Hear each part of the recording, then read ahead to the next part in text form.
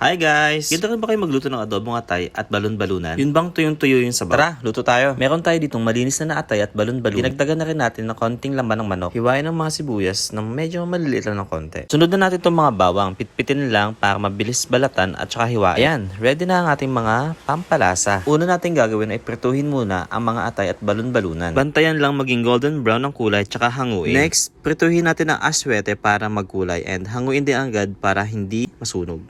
Sunod naman ay gisahin na natin ang ating bawang at sibuyas. Ilagay na yung manok at haluin ng konti. Sunod naman ay ilagay na natin ang fried atay at balon-balunan at saka itlog. Lagyan ng paminta, dahon ng laurel at saka toyo, asukal pang neutralize ng lasa, last, suka. Haluin lang at takpan hanggang sa maluto. And ayan na, ready na ang ating pinatuyo ang adobong atay at balon-balunan. Hi guys! Favorite nyo ba ang fried chicken? Kaya tara, luto tayo. At hindi na natin kailangan ng oil dito dahil gagamit tayo ng air fryer para mas mabilis at very easy lang ang ating pagluluto. Bumili lang pala ako dito ng ready to cook fried chicken for only 199 pesos. Sale price and may kasama na siyang breading mix sa loob. And total of 9 chicken drumsticks kaya talagang sulit ito. Coat lang natin lahat ng chicken sa ating breading mix and make sure na covered lahat ng surface ng chicken. Alam nyo ba guys, na nagpabili pa ako ng extra breading mix kasi akala ko kukulangan yung free. Kasing konti, but it turns out na sakto lang naman pala. Wala lang, share ko lang.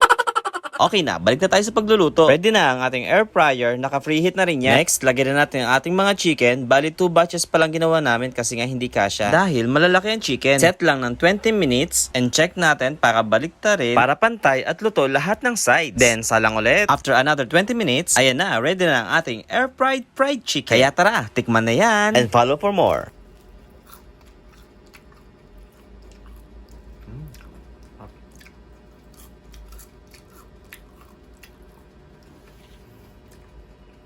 Gagawa tayo ngayon ng masarap na ulam at pampulutang crispy pork sisig. Gagamit lang tayo dito ng batok ng baboy. Hahalbusan lang natin to saglit. Lagyan ng bawang, asin, at dahon ng laurel. And takpan at hayaang kumulo. Pagkatapos pakuluan, hanguin, at atin muna itong palamigin. Habang pinapalamig ang ating karne, ready na natin ang ating mga aromatics. Hiwain na ang siling haba. Sunod naman ang ating sibuyas. Hiwain din ito na maliliit. And last, calamansi juice. Next step, magpiprito na tayo ng ating pork. Ingat lang kayo guys sa process na to dahil mapapalaban kayo sa mainit na mantika. Baliktarin lang natin syempre. And pag naging golden brown na siya, pwede na siyang hanguin. Tingnan nyo naman kung gaano siya ka-crispy. And then, slice lang natin ito ng pang sisig bites. At paghanda ng lahat, let's make sisig! Magisa ng bawang, sibuyas, mix lang ng konti, and then ilagay na ang ating pork. Mix ng konti, and then lagyan na ng liver spread na siya magpapasarap nito. Lagyan din ng konting toyo, calamansi juice, and mayonnaise. Mix lang ulit, and ilagay na ang ating mga natirang aromatics gaya ng sibuyas, siling pula, and siling green. At lastly, ilagay na ang itlog. And ayan na, ready na ang ating crispy pork sisig. Kaya tikman na yan, please share and follow for more. Salamat dahil